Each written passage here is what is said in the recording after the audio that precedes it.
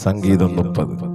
கர்த்தாவே, என் சத்துருக்கள் என்னை மேற்கொண்டு மகிழ ஒட்டாமல் நீர் என்னை கை தூக்கி எடுத்தபடியால் நான் உம்மை போற்றுவேன்.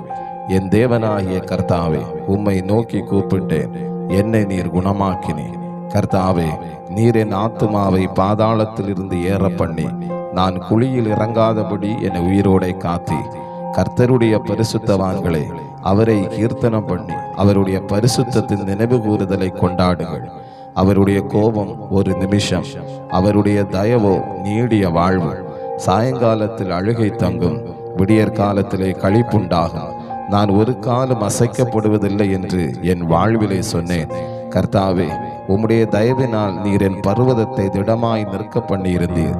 உம்முடைய முகத்தை நீர் மறைத்து கொண்ட போதோ நான் கலங்கினவனானேன். நான் குழியில் இறங்குகையில் என் இரத்தத்தால் என்ன லாபம் உண்டு? புழுதி உம்மை துதித்து உமது சத்தியத்தை அறிவிக்குமோ?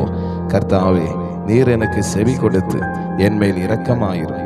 கர்த்தாவே, நீர் எனக்கு சகாயராயிரும் என்று சொல்லி கர்த்தாவே, உம்மை நோக்கி கூப்பிட்டேன். கர்த்தரை நோக்கி கெஞ்சினேன். என் புலம்பலை ஆனந்த களிப்பாக மாற பண்ணினேன். என் மகிமை அமர்ந்திராமல் உம்மை கீர்த்தனம் பண்ணும்படியாக நீர் என் இரட்டை களைந்து போட்டு மகிழ்ச்சி என்னும் கட்டினால் என்னை கட்டினேன். என் தேவனாகிய கர்த்தாவே, உம்மை என்றென்றைக்கும் துதிப்பேன்.